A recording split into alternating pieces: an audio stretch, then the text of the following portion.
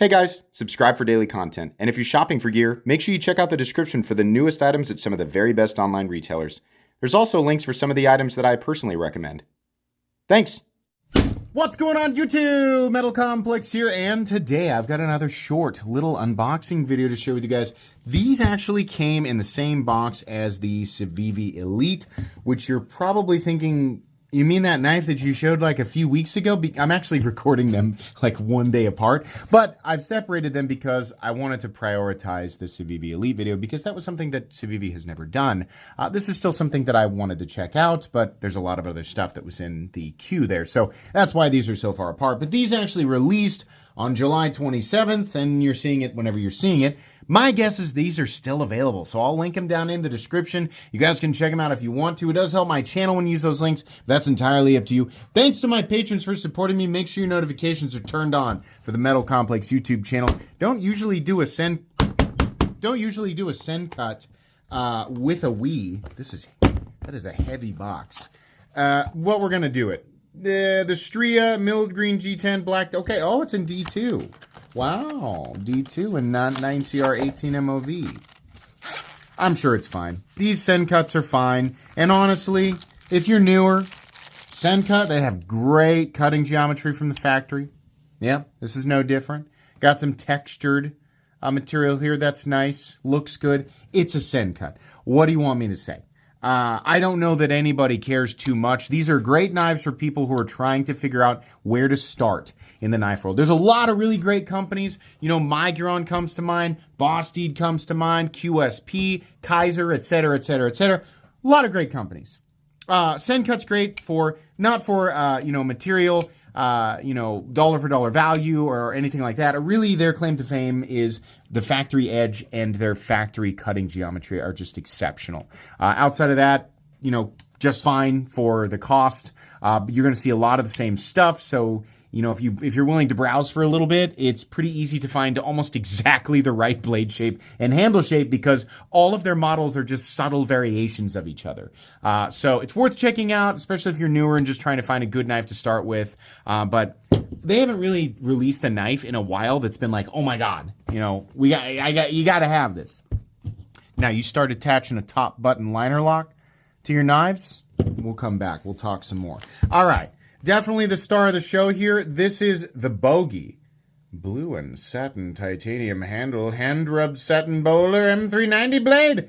Limited edition again.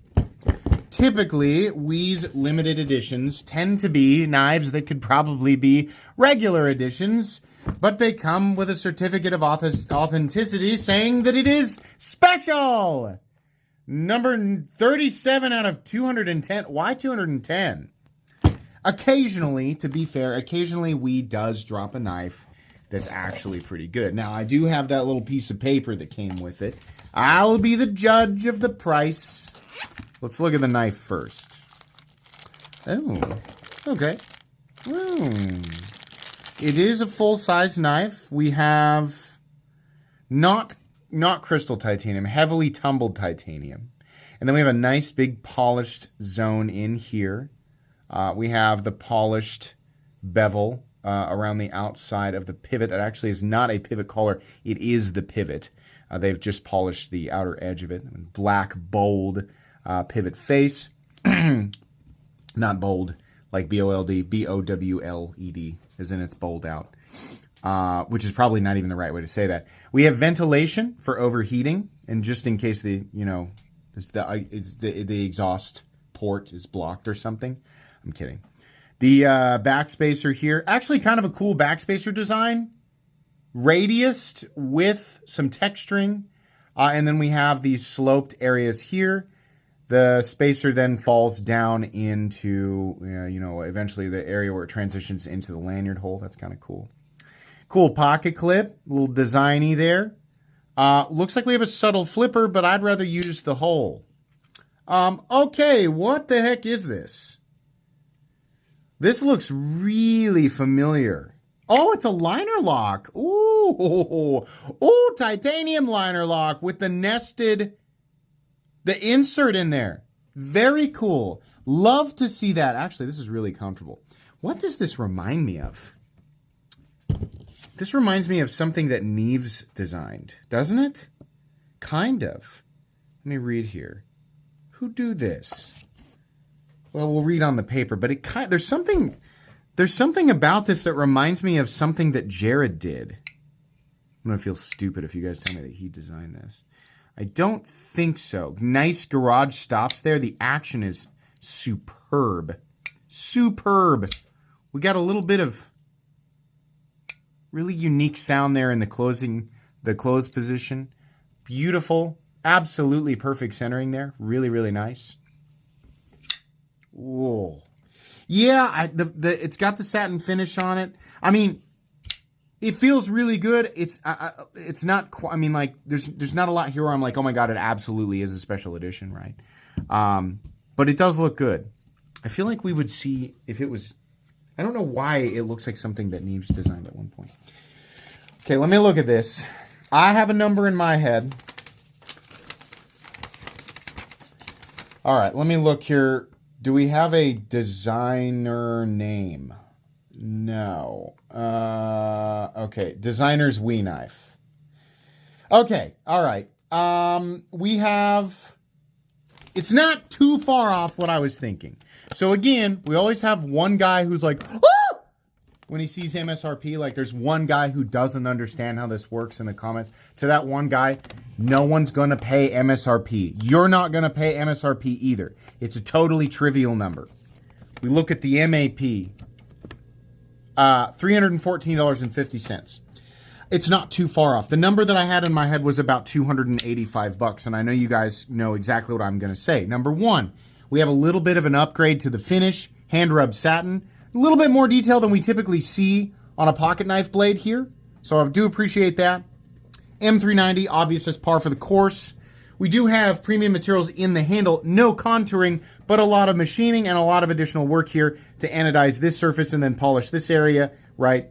We have a nice, interesting back spacer. We have a milled pocket clip, and we have a nested titanium liner lock with a steel lock bar insert. This is definitely higher effort than both the 2 to 250 range and the lower part of the 250 range. This is definitely up in at least over $275 range, right? If this were contoured, if they had contoured this and done everything else, I would have said yes, 300 plus.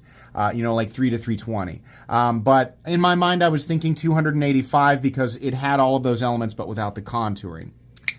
Really nice though. Not insane. I feel like WE's getting better about like, okay, well, if we're going to charge you 300, it's just like I used to say and have been saying for the last 2 years. WE, if you're going to charge us more, deliver more. Do more things. Now, people might look at this and go, it's just another titanium liner lock from WE in M390. Boring. Fine. It's okay to think that, but I feel like this versus what they were charging 300 plus for a couple of years ago, I feel like this is a little higher effort. Usually they did a full steel lock bar and then didn't nest it.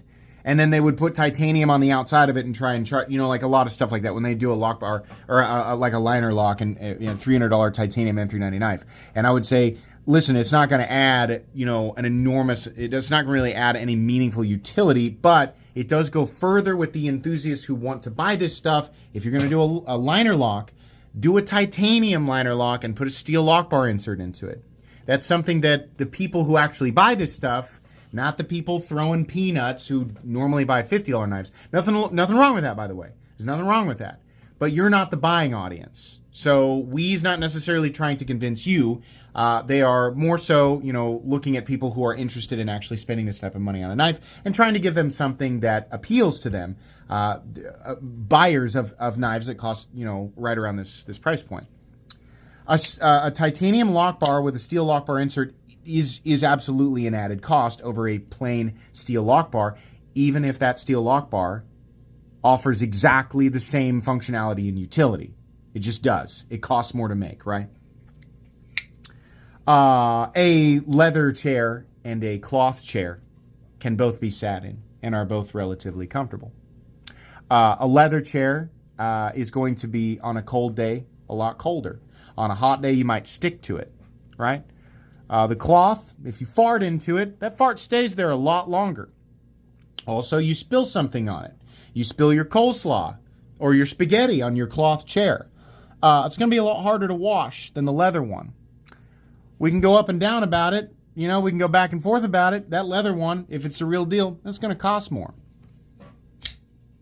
$314, I'm not super upset with it. I'm not super upset. I think it's a little bit high, but it's not bad. This is a beautifully comfortable knife.